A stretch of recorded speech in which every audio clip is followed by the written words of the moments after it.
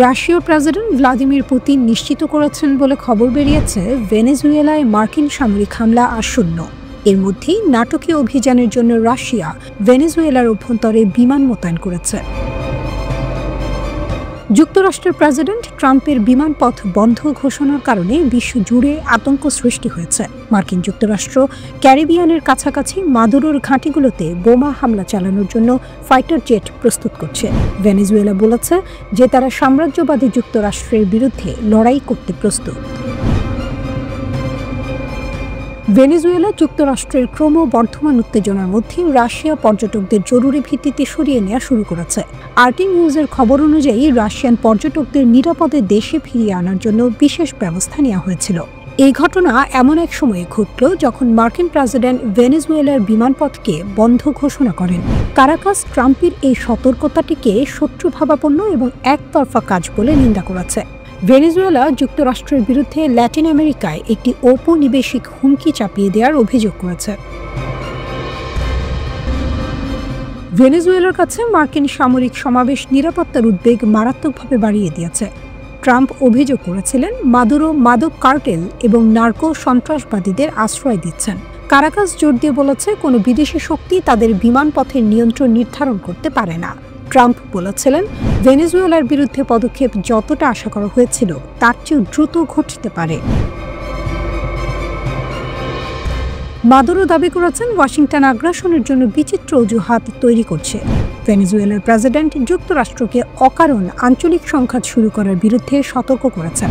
Venezuela যে কোনো সম্ভাব্য উত্তেজনা বৃদ্ধির জন্য তার সশস্ত্র বাহিনীকে সতর্ক অবস্থায় রেখেছে। মাদুরো দেশ জুড়ে একত্রিত হওয়ার আহ্বান জানিয়ে বলেছেন ব্যর্থতা কোনো বিকল্প নয়। ভেনেজুয়েলার প্রেসিডেন্ট নিকোলাস মাদুরো বলেছেন ভেনেজুয়েলার প্রতিটি ইঞ্চি রক্ষা করতে আমাদের সক্ষম হতে হবে। টাইমস অফ ইন্ডিয়ার প্রতিবেদনে বলা হয়েছে ভেনেজুয়েলা পাল্টা পরিকল্পনা প্রস্তুত করেছে। যুক্তরাষ্ট্রের হুমকির মুখে ভেনেজুয়েলার সামরিক বাহিনী দেশ জুড়ে মহড়া চালিয়েছে। খবর এসেছে যে মার্কিন যুদ্ধ বিমানগুলো হামলার মহড়া দিচ্ছে। নিকোলাস মাদুরোর দিন কি শেষ? মার্কিন সামরিক বাহিনী কি মাদুরোকে সরাতে স্থল আক্রমণের পরিকল্পনা শুরু করেছে? ভেনেজুয়েলার সামরিক জেটগুলো সম্ভাব্য মার্কিন বিমান হামলার ভয়ে আকাশ পাহারা দিচ্ছে। ট্রাম্পের বড় পদক্ষেপের পর ভেনেজুয়েলা এবং যুক্তরাষ্ট্রের মধ্যে একটি সর্বাত্মক যুদ্ধের ভয় বেড়ে যায়। মার্কিন বিমান বাহিনী ভেনেজুয়েলায় সম্ভাব্য হামলার জন্য সক্রিয় হয়েছে বলে জানা গেছে। ওয়াল স্ট্রিট জার্নাল প্রতিরক্ষা কর্মকর্তা এবং ফ্লাইট ট্র্যাকিং ডেটা উদ্ধৃত করে জানিয়েছে যুক্তরাষ্ট্র বিমান হামলার মহড়া দিচ্ছে। ক্রমবর্ধমান উত্তেজনার মধ্যে ট্রাম্প প্রশাসন F-35 এর মতো ফাইটার জেট ক্যারিবিয়ানের কাছাকাছি মোতায়েন করেছে। যুক্তরাষ্ট্রের হুমকি মোকাবেলায় ওপেকের সহায়তা চায় ভেনেজুয়েলা। ওপেকভুক্ত দেশগুলোকে পাঠানো এক চিঠিতে ভেনেজুয়েলার প্রেসিডেন্ট মাদুরো অভিযোগ করেছেন যে যুক্তরাষ্ট্র তার দেশের বিশাল তেল সম্পদ কবজা করতে চাইছে। বিশ্বের সবচেয়ে বড় তেল মজুত থাকার পরও ভেনেজুয়েলার 2023 সালে অপরিশোধিত তেল রপ্তানির পরিমাণ ছিল মাত্র $405 কোটি। তথ্যানুযায়ী ট্রাম্পের প্রথমবারের ক্ষমতাকালে আরোপিত যুক্তরাষ্ট্রের নিষেধাজ্ঞাই এই পতনের কারণ।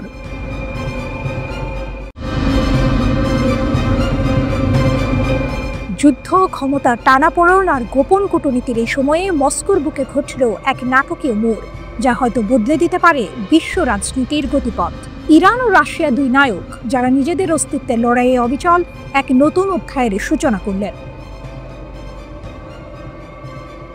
মস্কোর মঞ্চে দুই নায়ক, প্রতিরক্ষা সহযোগিতার নতুন সমীকরণ। 21 জুলাই মস্কোর সুরক্ষিত কক্ষগুলোতে এক ঐতিহাসিক বৈঠক অনুষ্ঠিত হলো, যেখানে রাশিয়া এবং ইরানের প্রতিরক্ষা মন্ত্রীরা সামরিক সহযোগিতার এক নতুন দিগন্ত উন্মোচন করলেন। এই দুই রাষ্ট্র যারা পশ্চিমা শক্তির কঠোর নিষেধাজ্ঞার মুখেও নিজেদের অবস্থান ধরে রেখেছে, এবার আরও দৃঢ়ভাবে কাঁধে কাঁধ মেলালো। রাশিয়ার প্রতিরক্ষা মন্ত্রী আন্দ্রেই বেলাজভ এবং ইরানের প্রতিরক্ষা মন্ত্রী আজিজ নাসিরজাদে এর এই বৈঠক ছিল দুই দেশের মধ্যে কৌশলগত সম্পর্ক আরও গভীর করার চলমান প্রচেষ্টার অংশ। ইরানের রাষ্ট্রদূত কাজেম জালালি গর্বের সাথে ঘোষণা করলেন এই বৈঠকের বিষয় ছিল সামরিক এবং প্রতিরক্ষা ক্ষেত্রে দ্বিপাক্ষিক সহযোগিতা জোরদার করা। মস্কোতে ইরানের দূতাবাসের বিবৃতিতে যৌথ প্রতিরক্ষা উদ্যোগের প্রতি দুই দেশের অবিচল অঙ্গীকারের কথাই তুলে ধরা হলো। এ যেন এক শক্তিশালী জোটের আগমনী বার্তা, যা বিশ্বকে নতুন করে ভাবতে বাধ্য করবে। ক্রেমলিনের অন্দরমহলে পারমাণবিক রহস্য, এক মহাকাব্যিক চাল। একই সময়ে ক্রেমলিনের অন্দরমহলে আরও এক গভীর আলোচনা চলছিল। রাশিয়ার প্রেসিডেন্ট ভ্লাদিমির পুতিন ক্রেমলিনে ইরানের শীর্ষ নেতা সাইয়েদ আলী খামেনির সিনিয়র উপদেষ্টা আলী লারিজানিকে স্বাগত জানান। এই বৈঠক কেবল আঞ্চলিক পরিস্থিতি নিয়ে আলোচনা ছিল না, এর কেন্দ্রবিন্দুতে ছিল ইরানের পারমাণবিক ফাইল। ক্রেমলিনের মুখপাত্র দিমিত্রি পেসকভ জানান, লারিজানি মধ্যপ্রাচ্যের ক্রমবর্ধমান পরিস্থিতি এবং ইরানের পারমাণবিক কর্মসূচির সর্বশেষ আপডেট পুতিনের কাছে তুলে ধরেছেন। ক্রমবর্ধমান আঞ্চলিক উত্তেজনার মধ্যে এই কূটনৈতিক যোগাযোগ বিশ্বকে এক বড় প্রশ্নের সামনে দাঁড় করিয়েছে। রাশিয়া কি কেবল স্থিতিশীলতা চাইছে, নাকি ইরানের পারমাণবিক সক্ষমতাকে আরও শক্তিশালী করার পেছনে তার কোনো উদ্দেশ্য রয়েছে? রাশিয়ার পক্ষ থেকে রাজনৈতিক সমাধানের কথা বলা হলেও পশ্চিমাদের ভয়ের আড়ালে লুকানো থাকতে পারে এক গভীর কৌশল। যখন পশ্চিমা বিশ্ব ইরানের পারমাণবিক কর্মসূচি হ্রাস টানার চেষ্টা করছে, তখন রাশিয়ার এই ঘনিষ্ঠতা এক নতুন বার্তা দিচ্ছে। লারিজানি যখন পুতিনের কাছে পারমাণবিক কর্মসূচির আপডেট দিচ্ছিলেন, তখন কি শুধু তথ্যের আদান প্রদান হচ্ছিল, নাকি রাশিয়া এবং ইরানের দুই নায়ক এমন কোনো গোপন চুক্তিতে আবদ্ধ হচ্ছিলেন যা পারমাণবিক প্রযুক্তি বা সামরিক সহায়তার বিনিময়ে বিশ্বমঞ্চে তাদের ক্ষমতাকে আরও কয়েকগুণ বাড়িয়ে দেবে? এই বৈঠকগুলো কি কেবল কূটনৈতিক প্রথা মেনে চলা আনুষ্ঠানিকতা ছিল, নাকি এটি ছিল পশ্চিমা বিশ্বের ওপর চাপ সৃষ্টির এক মহাকাব্যিক চাল? যদি সত্যি ইরান এবং রাশিয়ার মধ্যে পারমাণবিক প্রযুক্তি বা উন্নত সামরিক সরঞ্জাম বিনিময়ের কোনো গোপন চুক্তি হয়ে থাকে, তাহলে তা মধ্যপ্রাচ্য এবং বিশ্বের ক্ষমতার ভারসাম্যে এক ভূমিকম্প ঘটাবে। এই দুই নায়কের পদক্ষেপ, যারা একদিকে নিজেদের প্রতিরক্ষা জোরদার করছেন, অন্যদিকে পশ্চিমা আধিপত্যকে চ্যালেঞ্জ জানাচ্ছেন, বিশ্বকে এক নতুন স্নায়ু যুদ্ধের দিকে ঠেলে দিতে পারে। এই নাটকীয় মোড় কি বিশ্বকে এক নতুন ভূ রাজনৈতিক লড়াইয়ের দিকে নিয়ে যাচ্ছে, নাকি এটি কেবল নিজেদের আত্মরক্ষার এক দৃঢ় প্রচেষ্টা?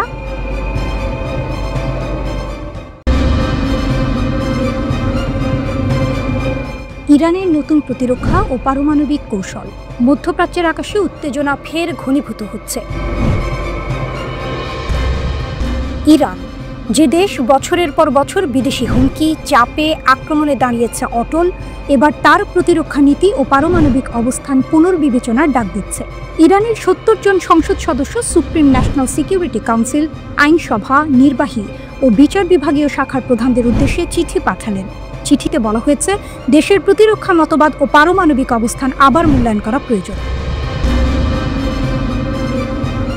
এটি এমন এক সময় এসেছে যখন ইরানের পারমাণবিক কর্মসূচি শান্তিপূর্ণ বলেও বিশ্বের কাছে বারবার বলেছে দেশটি, কিন্তু বাস্তবতা বলছে পশ্চিমা শক্তি ও ইসরায়েল সরাসরি হুমকি দিচ্ছে।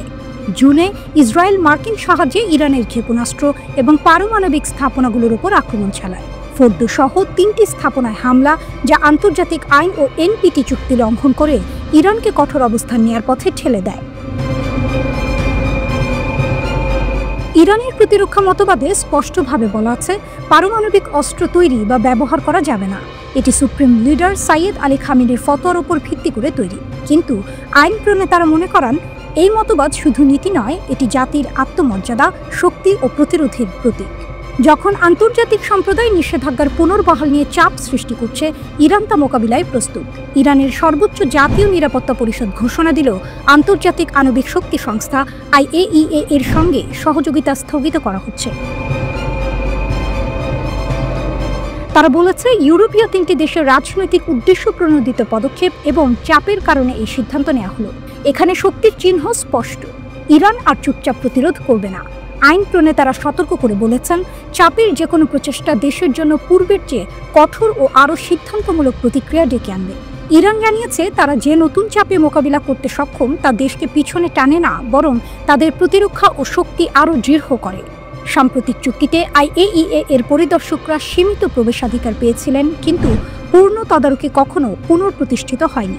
এ থেকে স্পষ্ট, ইরান নিজের পারমাণবিক কর্মসূচি ও প্রতিরক্ষা নীতি নিয়ে স্বাধীনভাবে চলবে। ইরান আজ বলছে, আমাদের শান্তিপূর্ণ পারমাণবিক কর্মসূচি কেউ বন্ধ করতে পারবে না। আমাদের শক্তি, আমাদের প্রতিরক্ষা নীতি, আমাদের জাতীয় গর্ব সবই অটুট। আপনি চাপ দিতেই পারেন, কিন্তু আমরা আত্মসম্মান এবং নিরাপত্তার জন্য শক্ত অবস্থানে থাকব। এ যেন মধ্যপ্রাচ্যের এক নতুন অধ্যায়, যেখানে ইরান ইতিহাসের মতো প্রতিরোধের শক্তি দেখাচ্ছে। শত্রু যতই হুমকি দিক, জাতি অটল থাকবে। আন্তর্জাতিক চাপ, নিষেধাজ্ঞা, হামলা সবই থাকুক, তেহরান অটল, কারণ এটি শুধুই দেশ নয়, এটি শক্তির এক জীবন্ত প্রতীক।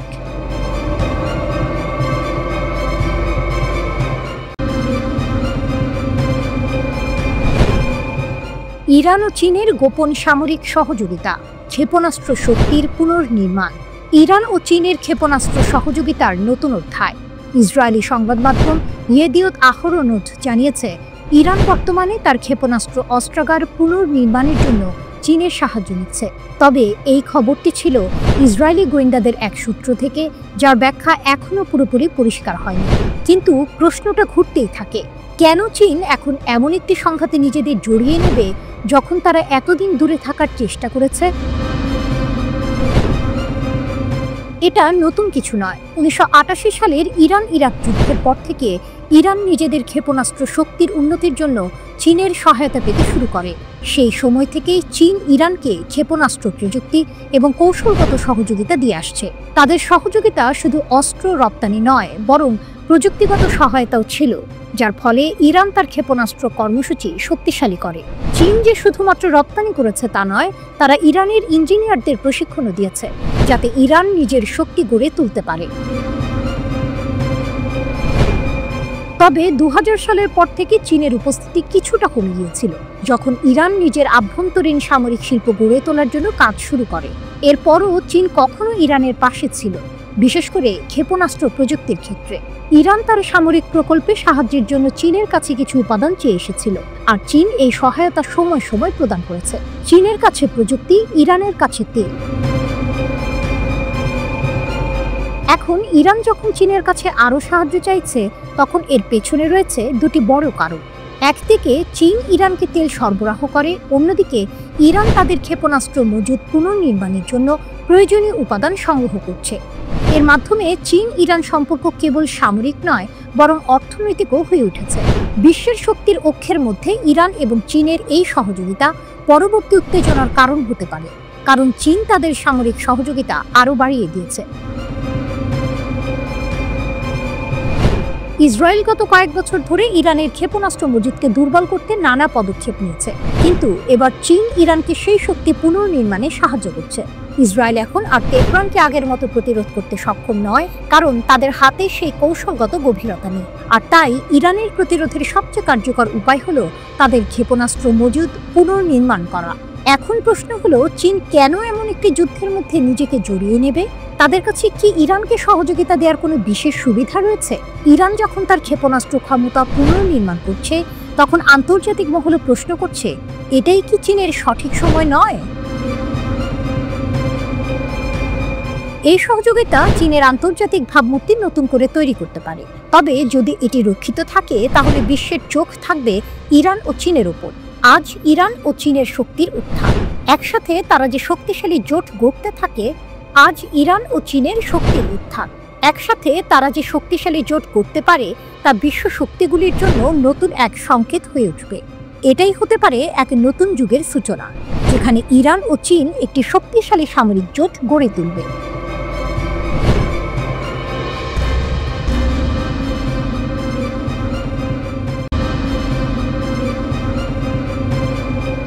পশ্চিমা নিষেধাজ্ঞার খড়গ ঝুলছে ইরানের উপর। সময়সীমা ঘনিয়ে আসছে অগাস্টে, কিন্তু পশ্চিমারা যখন তেহরানকে কোণঠাসা করার চেষ্টা করছে, ইরান তখন তার সামরিক সক্ষমতার এক নতুন দৃষ্টান্ত স্থাপন করেছে, যা ইসরায়েলের অত্যাধুনিক প্রতিরক্ষা ব্যবস্থাকেও চ্যালেঞ্জের মুখে ফেলে দিয়েছে। অপ্রত্যাশিত সামরিক চাল, ইসরায়েলের আকাশ প্রতিরক্ষা ভেদ। ইসরায়েলের আকাশ প্রতিরক্ষা ব্যবস্থা বিশ্ব জুড়ে বেশ সুপরিচিত। যুক্তরাষ্ট্রের সহায়তায় গড়ে ওঠা এই 4 স্তর বিশিষ্ট প্রতিরক্ষা ব্যবস্থা, যার মধ্যে রয়েছে অ্যারো 3, অ্যারো 2, ডেভিড স্লিং এবং আয়রন ডোম, যে কোনো ক্ষেপণাস্ত্র হামলা প্রতিহত করতে সক্ষম বলে দাবি করা হয়। কিন্তু অপারেশন ট্রু প্রমিস 3-তে ইরান দেখিয়ে দিয়েছে এই ব্যবস্থাতেও ফাঁক থাকতে পারে। আগে ইরান সাধারণত রাতে ব্যাপক আকারে ক্ষেপণাস্ত্র হামলা চালাতো, কিন্তু এবার তারা কৌশল বদলেছে। দিনের বেলায় ছোট ছোট নির্ভুল হামলা চালিয়ে ইসরায়েলের প্রতিরক্ষা ব্যবস্থার প্রতিক্রিয়া পর্যবেক্ষণ করেছে। হামলার পাল্লা, গতিপথ এবং সময় পরিবর্তন করে ইরান ইসরায়েলের প্রতিরক্ষা ব্যবস্থাকে তার সর্বোচ্চ সমন্বয় ক্ষমতার বাইরে নিয়ে যেতে বাধ্য করেছে। ইসরায়েলি ক্ষেপণাস্ত্র বিশেষজ্ঞ কালিস্কির ভাষায়, তারা ইসরায়েলি প্রতিরক্ষা ব্যবস্থাকে বিচ্ছিন্ন করার চেষ্টা করেছে। সবচেয়ে বড় চমক ছিল ইসরায়েলের ফাত্তা-1 হাইপারসনিক ক্ষেপণাস্ত্রের ব্যবহার। এটি শব্দের চেয়ে 10 গুণেরও বেশি গতিতে আঘাত হানতে সক্ষম এবং এর ওয়ারহেড আলাদা হতে পারে, যা এটিকে ট্র্যাক করা আরও কঠিন করে তোলে। ইসরায়েলের সবচেয়ে উন্নত ইন্টারসেপ্টর যেমন অ্যারো-3 এবং ডেভিড স্লিং তত্ত্বীয়ভাবে এমন ক্ষেপণাস্ত্র আটকাতে সক্ষম হলেও ফাত্তা-1 ইসরায়েলের 4টি প্রতিরক্ষা স্তর ভেদ করে লক্ষ্যবস্তুতে আঘাত হানতে সক্ষম হয়েছে।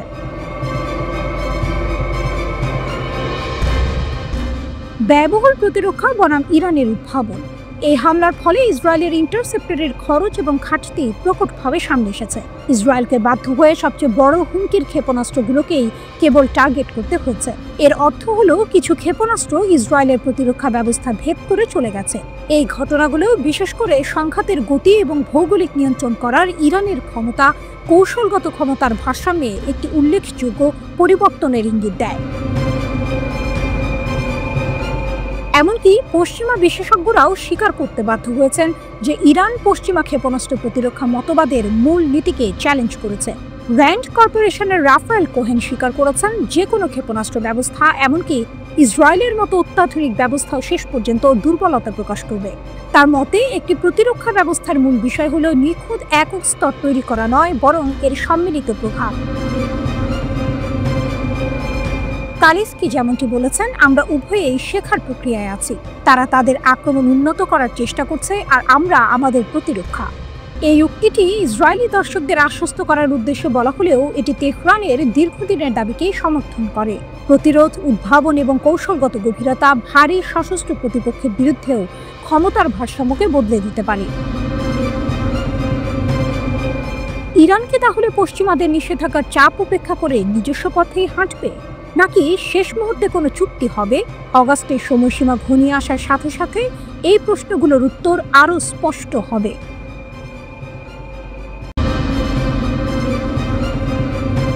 আমেরিকা এবং ইরানের সম্পর্ক বিশ্বের সবচেয়ে জটিল এবং বিতর্কিত সম্পর্কগুলোর মধ্যে একটি। এই দুটি দেশের মধ্যে 41 বছর ধরে কোনো কূটনৈতিক যোগাযোগ নেই। দুই সুপার পাওয়ার একাধিকবার যুদ্ধের দ্বারপ্রান্তে চলেও আসে। 2020 সালের শুরুর দিকে এক বড় সংঘাতের পরিস্থিতি তৈরি হয়েছিল যখন আমেরিকা ইরানের একজন মেজর জেনারেলকে ড্রোন হামলায় হত্যা করে। এর জবাবে ইরান ইরাকে আমেরিকান সামরিক ঘাঁটিতে ক্ষেপণাস্ত্র হামলা চালায়। এই সংঘাতের মূল কারণগুলো বোঝার জন্য এর ইতিহাসের দিকে তাকাতে হবে। 20 শতকের শুরুতে ব্রিটিশরা ইরানি তেল আবিষ্কার করে। ব্রিটিশরা ইরানকে মাত্র 16% মুনাফা দিয়ে একটি কোম্পানি গঠন করে, যা থেকে বেশিরভাগ লাভ তারাই নিত। 1951 সালে ইরানের গণতান্ত্রিকভাবে নির্বাচিত প্রধানমন্ত্রী মোহাম্মদ মোসাদ্দেক এই কোম্পানিকে জাতীয়করণ করেন। এর 2 বছর পর 1953 সালে ব্রিটিশ এবং আমেরিকান গোয়েন্দা সংস্থা CIA মিলে একটি সামরিক অভ্যুত্থানের মাধ্যমে মোসাদ্দেকের সরকারকে ক্ষমতাচ্যুত করে এবং শাহকে একনায়ক হিসেবে বসিয়ে দেয়। শাহের শাসনকালে ইরান আমেরিকার একটি গুরুত্বপূর্ণ মিত্র হয়ে ওঠে, কিন্তু শাহের স্বৈরাচারী নীতি, পশ্চিমা বিশ্বের প্রতি তার আনুগত্য এবং দেশের অভ্যন্তরে ভিন্নমত দমনের কারণে তার বিরুদ্ধে অসন্তোষ বাড়তে থাকে। 1979 সালে ইরান জুড়ে গণবিপ্লব শুরু হয় এবং শাহ দেশ ছেড়ে পালিয়ে যান। এরপর আয়াতুল্লাহ খোমেনি ক্ষমতায় আসেন এবং আধুনিক ইসলামিক প্রজাতন্ত্র ইরান প্রতিষ্ঠিত হয়। এই নতুন সরকার ছিল আমেরিকার ঘোর বিরোধী। 1979 সালের নভেম্বরে ইরানি বিপ্লবীরা তেহরানে অবস্থিত আমেরিকান দূতাবাসে হামলা চালিয়ে 52 জন আমেরিকানকে জিম্মি করে। আমেরিকা জিম্মিদের উদ্ধারের চেষ্টা করলেও তা ব্যর্থ হয়। এই ঘটনার পর আমেরিকা ইরানের সঙ্গে সব ধরনের কূটনৈতিক সম্পর্ক ছিন্ন করে।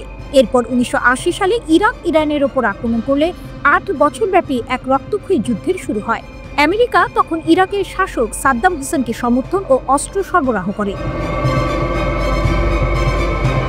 এই সময়ে আমেরিকা এবং ইরানের মধ্যে বেশ কয়েকটি মারাত্মক ঘটনা ঘটে। যেমন পারস্য উপসাগরে একটি আমেরিকান ফ্রিগেট ইরানি মাইন দ্বারা ক্ষতিগ্রস্ত হয়, যার প্রতিক্রিয়ায় আমেরিকা ইরানের নৌবাহিনীর ওপর হামলা চালায়। এছাড়াও 1988 সালে আমেরিকান নৌবাহিনী ভুলবশত একটি ইরানি যাত্রীবাহী বিমানকে ক্ষেপণাস্ত্র দিয়ে ধ্বংস করে দেয়, যার ফলে 290 জন মানুষ মারা যায়। 2000-এর দশকে ইরানের পারমাণবিক কর্মসূচি নিয়ে উত্তেজনা আরও বাড়ে। 2015 সালে বারাক ওবামা প্রশাসন ইরানের সঙ্গে একটি পারমাণবিক চুক্তি করে, যার ফলে উত্তেজনা কিছুটা কমে। কিন্তু 2016 সালে ডোনাল্ড ট্রাম্প প্রেসিডেন্ট হওয়ার পর তিনি এই চুক্তি থেকে বেরিয়ে আসেন এবং ইরানের ওপর কঠোর অর্থনৈতিক নিষেধাজ্ঞা আরোপ করেন। 2019 সালের শেষ দিকে এবং 2020 সালের শুরুতে উত্তেজনা চূড়ান্ত পর্যায়ে পৌঁছায়। ইরাকে অবস্থিত আমেরিকান ঘাঁটিতে রকেট হামলায় একজন আমেরিকান ঠিকাদার নিহত হন। এর জবাবে আমেরিকা ইরান সমর্থিত মিলিশিয়াদের ওপর বিমান হামলা চালায়। এরপর 3 জানুয়ারি 2020 সালে আমেরিকা ইরানের শীর্ষ সামরিক কমান্ডার কাসেম সোলেইমানিকে ড্রোন হামলায় হত্যা করে। এর জবাবে ইরান ইরাকে 2টি আমেরিকান সামরিক ঘাঁটিতে ক্ষেপণাস্ত্র হামলা চালায়। সৌভাগ্যবশত এই হামলায় কোনো আমেরিকান নিহত হয়নি এবং উভয় পক্ষই যুদ্ধ এড়াতে সক্ষম হয়। এই ঘটনার পর ইরান ভুলবশত একটি ইউক্রেনীয় যাত্রীবাহী বিমানকে গুলি করে ভূপাতিত করে, যাতে 176 জন নিরীহ মানুষের মৃত্যু হয়। গত জুনে ইসরায়েল ইরানে হামলা করে। এক পর্যায়ে যুক্তরাষ্ট্র ইরানের পারমাণবিক স্থাপনায় করে। জবাবে কাতারে অবস্থিত আল উদেইদ মার্কিন সামরিক ঘাঁটিতে হামলা করে ইরান।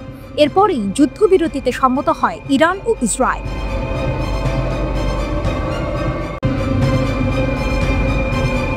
মার্কিন সতর্কতার মুখে এক গভীর প্রশ্ন: গাজায় কি যুদ্ধবিরতি চুক্তির আড়ালে হামাস তার সামরিক শক্তি ও স্থানীয় নিয়ন্ত্রণ পুনরায় প্রতিষ্ঠা করছে, নাকি ইসরায়েলের জন্য একটি কৌশলগত ফাঁদ পেতে রাখা হচ্ছে? ওয়াশিংটনের কড়া হুঁশিয়ারি এবং গণমৃত্যুদণ্ডের মতো ঘটনা সেই অনিশ্চয়তাকে আরও বাড়িয়ে তুলেছে। মার্কিন যুক্তরাষ্ট্রের পররাষ্ট্র দপ্তর সম্প্রতি এক অভূতপূর্ব সতর্কবার্তা জারি করে জানিয়েছে, তাদের কাছে বিশ্বাসযোগ্য প্রতিবেদন রয়েছে যে হামাস যুদ্ধবিরতি লঙ্ঘন করে একটি আসন্ন হামলার ষড়যন্ত্র করছে।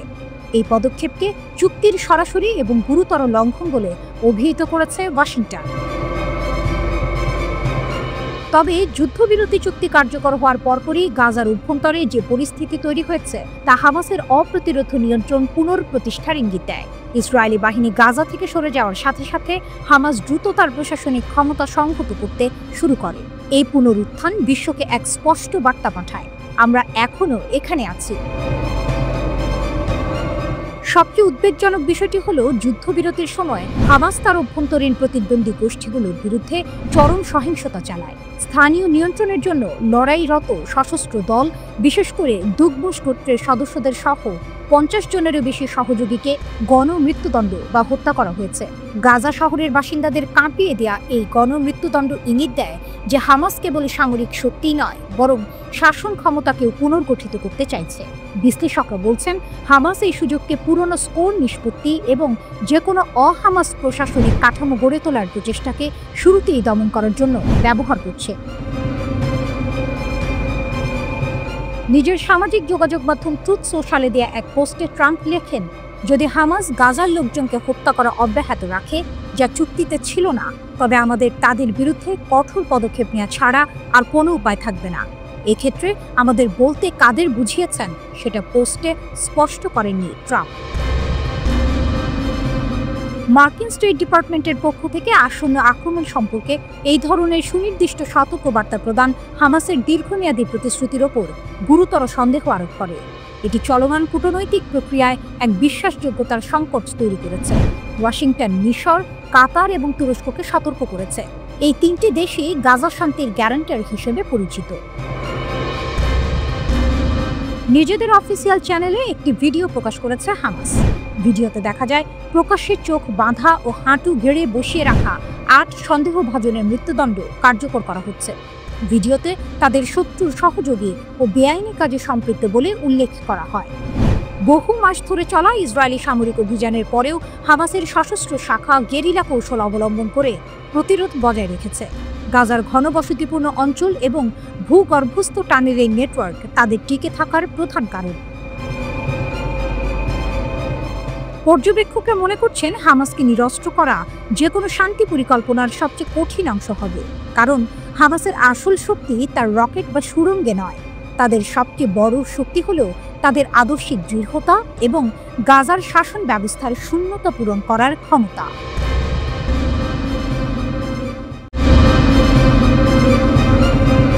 ইরানের করা হুঁশিয়ারি, মার্কিন ঘাঁটিতে হামলার হুমকি, নতুন ক্ষেপণাস্ত্র পরীক্ষা। মধ্যপ্রাচ্যে উত্তেজনা বেড়েই চলেছে।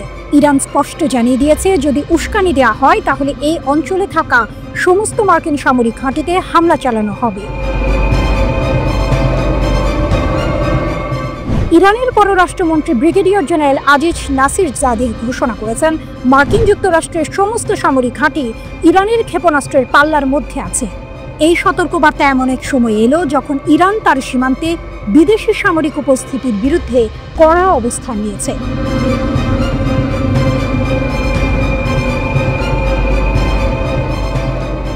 নাসিরজাদে মন্ত্রিসভার বৈঠকে সাংবাদিকদের বলেছেন, যদি কোনো সংঘাত হয় তাহলে যুক্তরাষ্ট্রকে এই অঞ্চল ছাড়তে হবে, কারণ তাদের সব ঘাঁটি আমাদের সীমার মধ্যে থাকবে।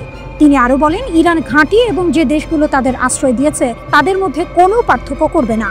যে কোনো আগ্রাসনের কঠোর প্রতিশোধ নেওয়া হবে বলে তিনি জোর দিয়ে বলেছেন। নাসিরজাদে এর মতে, কূটনীতি ব্যর্থ হলে ইরান যে কোনো সংঘাত মোকাবেলায় প্রস্তুত। তিনি বলেন, আল্লাহর ইচ্ছায় আলোচনার ফল আসবেই, কিন্তু যদি এটি শেষ না হয় এবং আমাদের উপর সংঘাত চাপিয়ে দেওয়া হয় তাহলে অন্য পক্ষের ক্ষতি অবশ্যই আমাদের তুলনায় অনেক বেশি হবে।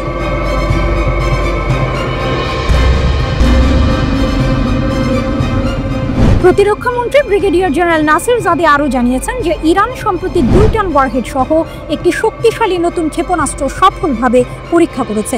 তিনি বলেন, আমাদের সাম্প্রতিকতম সাফল্য গত সপ্তাহে এসেছিল যখন আমরা 2 টন ওয়ারহেড বহনকারী একটি ক্ষেপণাস্ত্র সফলভাবে পরীক্ষা করেছি, যার চমৎকার ফলাফল রয়েছে। নাসিরজাদে এই সফল উৎক্ষেপণকে ইরানের নিজস্ব প্রতিরক্ষা সক্ষমতার প্রমাণ হিসেবে প্রশংসা করেছেন।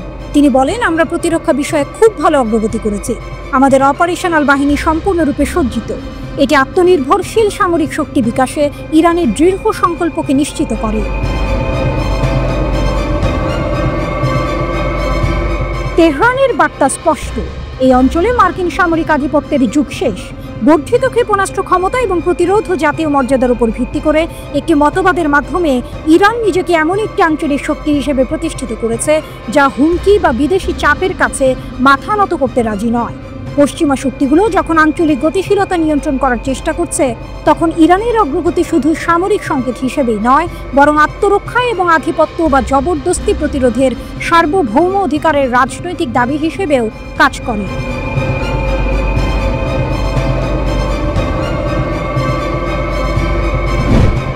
এদিকে ইরানের সরকারের মুখপাত্র ফাতেমেহ মোহাজেরানি বলেছেন যে মার্কিন যুক্তরাষ্ট্রের পরস্পর বিরোধী বার্তাগুলো পরোক্ষ পারমাণবিক আলোচনায় অগ্রগতিকে বাধাগ্রস্ত করছে। ইরান সকল সম্ভাব্য পরিস্থিতির জন্য প্রস্তুতি নেওয়ার পাশাপাশি কূটনীতি এগিয়ে নেওয়ার জন্য কাজ করছে। আল মায়াদিনকে দেয়া এক সাক্ষাৎকারে তিনি জোর দিয়ে বলেছেন যে আলোচনার লক্ষ্য কেবল নিষেধাজ্ঞা প্রত্যাহার এবং ইরানের শান্তিপূর্ণ পারমাণবিক কর্মসূচির স্বীকৃতি নিশ্চিত করা। মোহাজেরানি ঘোষণা করেন, আমাদের কি অধিকার আছে তা নির্ধারণ করার কোনো অধিকার মার্কিন যুক্তরাষ্ট্রের নেই। আমাদের জাতীয় স্বার্থ রক্ষার জন্য যা যা প্রয়োজন তা আমরা অনুসরণ করব এবং আমাদের নিজস্ব অগ্রাধিকারের সাথে সঙ্গতিপূর্ণভাবে কাজ করব।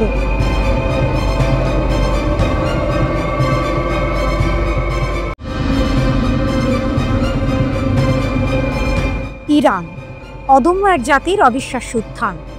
জানজান শহরের মঞ্চে দাঁড়িয়ে ইরানের রাষ্ট্রপতি মাসুদ পেজেশকিয়ান যখন বজ্রকণ্ঠে ঘোষণা করলেন কোনো শক্তি ঐক্যবদ্ধ ইরানকে নতজানু করতে পারবে না, তখন যেন গোটা ইরানের আকাশ বাতাস এক নতুন আশার বার্তার অনুরণনে ভরে উঠল। এ শুধু কথার কথা নয়, এ হলো এক জাতির অদম্য স্পৃহা আর ইস্পাত কঠিন সংকল্পের প্রতিধ্বনি, যা সাম্প্রতিক এক শ্বাসরুদ্ধকর যুদ্ধের পর আরও একবার প্রমাণিত হলো। কে ভেবেছিল যে দেশটার উপর ইসরায়েল আর আমেরিকার যৌথ আগ্রাসন নেমে এসেছিল, সেই দেশই এত দ্রুত নিজেদের শক্তি ও সক্ষমতার এমন এক নজির স্থাপন করবে যা বিশ্বকে তাক লাগিয়ে দেবে? জুনের 13 তারিখ যখন ইসরায়েল ইরানের উচ্চপদস্থ কর্মকর্তা ও পারমাণবিক বিজ্ঞানীদের নিশানা করল, আর তার পরপরই যখন মার্কিন যুক্তরাষ্ট্র ইরানের বেসামরিক পারমাণবিক স্থাপনায় বোমা ফেলে যুদ্ধকে আরও উস্কে দিল, তখন অনেকেই ভেবেছিল ইরানের দিন ফুরিয়ে এসেছে। কিন্তু তারা জানতো না, এক নতুন গল্পের সূচনা মাত্র। এ যেন এক হলিউডের থ্রিলারের চিত্রনাট্য। একদিকে অত্যাধুনিক আয়রন ডোম আর বিপুল সামরিক সরঞ্জাম নিয়ে সজ্জিত ইসরায়েল ও পরাশক্তি আমেরিকা, অন্যদিকে কঠোর নিষেধাজ্ঞায় জর্জরিত ইরান, যাদের একমাত্র শক্তি তাদের ঐক্য, জ্ঞান আর বিশ্বাস। কিন্তু এই বিশ্বাসই তাদের সবচেয়ে বড় অস্ত্র হয়ে উঠল যখন আগ্রাসন শুরু হলো।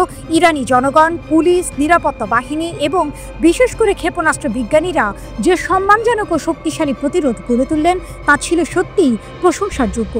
রাষ্ট্রপতি পেজেশকিয়ান গর্বের সাথে স্মরণ করলেন সেই 12 দিনের যুদ্ধের কথা, যখন ইরানি সশস্ত্র বাহিনী, বিশেষ করে সেনাবাহিনী এবং ইসলামী বিপ্লবী গার্ড কর্পস IRGC তাদের সমস্ত শক্তি দিয়ে শত্রুদের মোকাবিলা করেছিল। বিশ্বাস করা কঠিন কিভাবে এই বাহিনীগুলো আয়রন ডোমের মতো সুরক্ষিত ব্যবস্থা ভেদ করে ইসরায়েলি লক্ষ্যবস্তুতে আঘাত হানল। শুধু তাই নয়, পশ্চিম এশিয়ার সবচেয়ে বড় মার্কিন সামরিক ঘাঁটি কাতারের আল উদেইদ বিমান ঘাঁটিতেও নির্ভুলভাবে হামলা চালালো তারা। এ যেন ডেভিডের গলিয়াতকে হারানোর এক আধুনিক উপাখ্যান।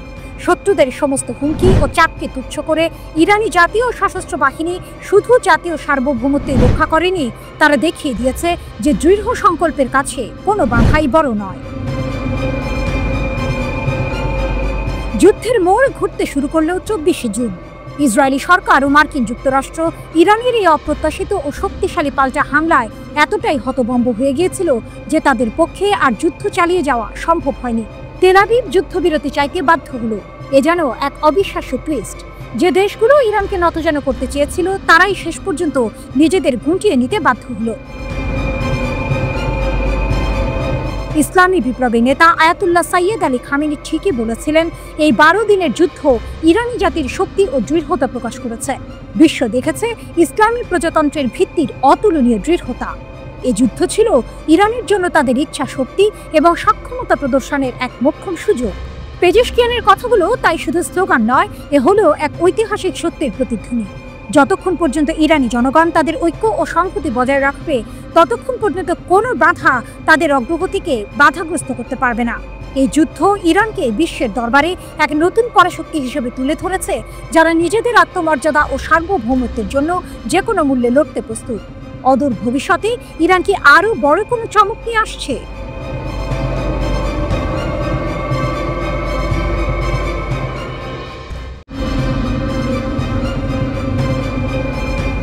যুদ্ধবিরতির আড়ালে চীনের ক্ষেপণাস্ত্র পেল ইরান। রহস্যময় চুক্তি ও ক্ষমতার খেলা। ইসরায়েলের সঙ্গে 12 দিনের ভয়ঙ্কর সংঘাতের রেশ কাটতে না কাটতেই এক চাঞ্চল্যকর খবর সামনে এসেছে। যুদ্ধবিরতির ঠিক পরপরই চীনের কাছ থেকে অত্যাধুনিক ভূমি থেকে আকাশে উৎক্ষেপণযোগ্য ক্ষেপণাস্ত্র SAM হাতে পেয়েছে ইরান। এ যেন আগুনের পরশমণি। কিন্তু কেন এই মুহূর্তে? ইসরায়েলের হামলায় নিজেদের আকাশ প্রতিরক্ষা ব্যবস্থার দুর্বলতাগুলো তেহরান খুব ভালোভাবেই টের পেয়েছে, আর তাই এখন তারা নিজেদের অস্ত্র ভাণ্ডারকে আরও শক্তিশালী করার দিকে মনোযোগী।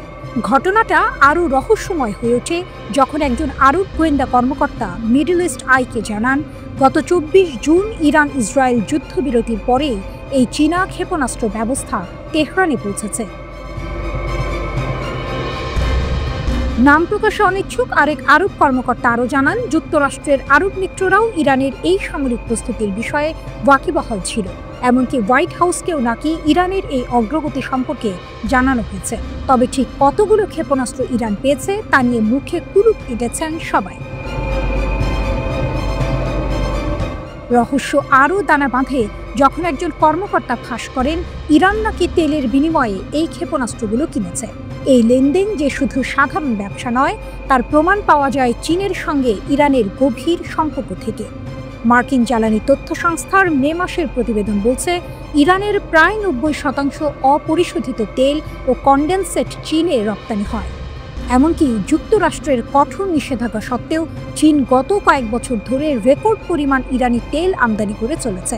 নিষেধাজ্ঞা এড়াতে চীন মালয়েশিয়ার মতো দেশগুলোকে ট্রান্সশিপমেন্ট কেন্দ্র হিসেবে ব্যবহার করছে। এ যেন এক চোর পুলিশ খেলা, যেখানে চীন ও ইরান মিলে যুক্তরাষ্ট্রের চোখ ফাঁকি দিচ্ছে। দ্বিতীয় আরব কর্মকর্তা বলেছেন, নিষেধাজ্ঞা এড়াতে নানা সৃষ্টিশীল উপায়ে ইরান বাণিজ্য করে থাকে। বোঝাই যাচ্ছে নিষেধাজ্ঞা তাদের আটকানোর বদলে আরও সৃজনশীল করে তুলেছে। এই ক্ষেপণাস্ত্রের চালান বেইজিং ও তেহরানের মধ্যে সম্পর্কের গভীরতাকে স্পষ্ট করে। এই সময়ে এমন এক চালানের আগমন আরও তাৎপর্যপূর্ণ যখন পশ্চিমারা মনে করছিল যে ইসরায়েলের নজিরবিহীন হামলার সময় চীন ও রাশিয়া ইরান থেকে কিছুটা দূরত্ব বজায় রেখেছে। তাহলে কি এই গোপন চুক্তি পশ্চিমের ধারণাকে ভুল প্রমাণ করছে? ইতিহাস ঘাঁটলে দেখা যায় ইরানের সঙ্গে চীনের সামরিক সম্পর্ক নতুন নয়। 1980-এর দশকের শেষের দিকে ইরাকের সঙ্গে যুদ্ধের সময় ইরান উত্তর কোরিয়ার মাধ্যমে চীনের HY-2 সিল্ক ওয়ার্ম ক্রুজ ক্ষেপণাস্ত্র পেয়েছিল। সেই ক্ষেপণাস্ত্র ব্যবহার করে ইরান কুয়েতের ওপর হামলা চালায় এবং ট্যাঙ্কার যুদ্ধের সময় একটি মার্কিন পতাকাবাহী তেল ট্যাঙ্কারকে নিশানা করে। 2010 সালে এক রিপোর্টে দাবি করা হয় ইরান চীনের কাছ থেকে HQ-9 বিমান বিধ্বংসী ক্ষেপণাস্ত্র পেয়েছে। 2010 সালে এক রিপোর্টে দাবি করা হয় ইরান চীনের কাছ থেকে HQ-9 বিমান বিধ্বংসী ক্ষেপণাস্ত্র পেয়েছে। বর্তমানে ইরান রাশিয়ার তৈরি S-300 আকাশ প্রতিরক্ষা ব্যবস্থা ব্যবহার করে, যা বিমান, ড্রোন এমনকি ক্রুজ ও ব্যালিস্টিক ক্ষেপণাস্ত্র প্রতিরোধে সক্ষম। এছাড়াও তাদের কাছে চীনের পুরনো আকাশ প্রতিরক্ষা ব্যবস্থা এবং নিজস্ব তৈরি খোরদাদ সিরিজ ও বাভার 373 এর মতো প্রতিরক্ষা ব্যবস্থা আছে। চীন ইতোমধ্যে পাকিস্তান ও মিশরের মতো দেশের কাছে তাদের HQ-9 ও HQ-16 আকাশ প্রতিরক্ষা ব্যবস্থা বিক্রি করেছে। তাহলে কি ইরানও চীনের কাছ থেকে এই অত্যাধুনিক ব্যবস্থাগুলোই পেয়েছে? যদি তাই হয়, তবে মধ্যপ্রাচ্যের ক্ষমতার ভারসাম্যে এর বড় ধরনের প্রভাব পড়তে পারে।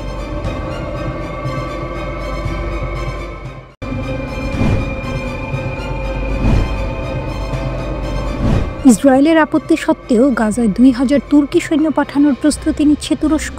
নেতানিয়াহুর আপত্তি উপেক্ষা করে কি ট্রাম্প তুর্কি বাহিনী মোতায়েনের অনুমতি দেবেন? তুরস্ক নিহত এক ইসরায়েলি কর্মকর্তার মরদেহ ফিরিয়ে দিয়েছে এবং এখন রাফা সীমান্ত দিয়ে নিরাপদ যাতায়াত নিশ্চিত করতে চায়। তুরস্ক সরকার শান্তিরক্ষা বাহিনীর অংশ হিসেবে গাজায় সৈন্য পাঠানোর পরিকল্পনা প্রায় চূড়ান্ত করছে। এই মোতায়েন নিয়ে যুক্তরাষ্ট্র ও ইসরায়েলের সঙ্গে আলোচনাও চলছে বলে জানিয়েছে মধ্যপ্রাচ্যের সংবাদ মাধ্যম middle East Eye. Middle East Eye জানিয়েছে, ইসরায়েল প্রকাশ্যে এই পরিকল্পনার বিরোধিতা করলেও অন্তত 2000 তুর্কি সৈন্য মিশনে অংশ নেবে। তুরস্কের এই ব্রিগেডটি দেশের বিভিন্ন সেনা ইউনিট থেকে সদস্য সংগ্রহ করছে। এই সৈন্যদের শান্তিরক্ষা মিশন ও সংঘাতপূর্ণ এলাকায় কাজের পূর্ব অভিজ্ঞতা রয়েছে বলে জানিয়েছে মিডল ইস্ট আই। গাজায় আন্তর্জাতিক স্থিতিশীলতা প্রতিষ্ঠার প্রচেষ্টার অংশ হিসেবে এই বাহিনী কাজ করবে। মার্কিন প্রেসিডেন্ট ডোনাল্ড ট্রাম্পের মধ্যস্থতায় তৈরি শান্তি পরিকল্পনায় তুরস্ককে প্রধান ভূমিকা দেওয়া হয়েছে। ধারণা করা হচ্ছে তুরস্ক হামাসের নিয়ন্ত্রণে থাকা গাজার বড় একটি অংশের দায়িত্ব নেবে। ইসরায়েল তুর্কি বাহিনীর অংশগ্রহণের তীব্র বিরোধিতা করছে এবং পুরো পরিকল্পনা নিয়ে উদ্বেগ প্রকাশ করেছে। ওয়াশিংটন এখনও ISF বা ইন্টারন্যাশনাল স্ট্যাবিলাইজেশন ফোর্সে তুর্কি সেনা পাঠানো নিয়ে চূড়ান্ত সিদ্ধান্ত নেয়নি। ইসরায়েলি মুখপাত্র শোস বেদ্রোসিয়ান বলেছেন, গাজায় কোনো তুর্কি সেনা মোতায়েন করা হবে না। আঙ্কারা বিশ্বাস করে ইসরায়েল জাতিসংঘের অধীনে ন্যাটো মিত্রের উপস্থিতি মেনে নিতে চাইছে না। তুরস্ক গাজার যুদ্ধ পরবর্তী নিরাপত্তা ও মানবিক পুনর্গঠনে সরাসরি ভূমিকা নিতে চায়। তীব্র আলোচনার পর তুরস্ক ইসরায়েলি সেনা হাদার গোল্ডিনের মরদেহ ফেরত আনতে সাহায্য করেছিল। তুর্কি কর্মকর্তারা বলেছেন, আল কাসাম ব্রিগেডের এই পদক্ষেপ হামাসের যুদ্ধবিরতি চুক্তির প্রতি অঙ্গীকারের প্রমাণ। প্রায় 1000 তুর্কি সেনা ইতিমধ্যেই গাজা মিশনের জন্য স্বেচ্ছায় নাম লিখিয়েছে। জাতিসংঘ ও আঞ্চলিক অংশীদারদের সঙ্গে আলোচনার পর এই মিশনের চূড়ান্ত সিদ্ধান্ত নেওয়া হবে বলে আশা করা হচ্ছে। এদিকে সংযুক্ত আরব আমিরাত গাজায় প্রস্তাবিত আন্তর্জাতিক শান্তিরক্ষা বাহিনীতে যোগ দেবে না বলে ধারণা করা হচ্ছে। আমিরাতের প্রেসিডেন্টের এক কূটনৈতিক উপদেষ্টা বলেছেন, এই সিদ্ধান্ত নেওয়া হয়েছে স্পষ্ট কাঠামোর অভাবে। এই বহুজাতিক মিশনের লক্ষ্য হল গাজার সশস্ত্র গোষ্ঠীগুলোর নিরস্ত্রীকরণ এবং সামরিক অবকাঠামো ধ্বংস করা। এছাড়া মিশরের সঙ্গে গাজার সীমান্ত সুরক্ষিত রাখা এবং মানবিক সহায়তার করিডোরগুলো রক্ষা করাও এর উদ্দেশ্য। গাজায় যুদ্ধবিরতি চুক্তিটি হয়েছিল যুক্তরাষ্ট্রের তত্ত্বাবধানে, যেখানে মিশর, কাতার ও তুরস্ক মধ্যস্থতাকারী হিসেবে কাজ করেছে। ওয়াশিংটন 2 বছরের জন্য একটি অন্তর্বর্তীকালীন প্রশাসন গঠনের লক্ষ্যে জাতিসংঘ নিরাপত্তা পরিষদে একটি প্রস্তাব তৈরি করেছে। ট্রাম্প চান আন্তর্জাতিক স্থিতিশীলতা বাহিনী হামাসের নিয়ন্ত্রণাধীন গাজাকে সম্পূর্ণভাবে নিরস্ত্রীকরণ করুক।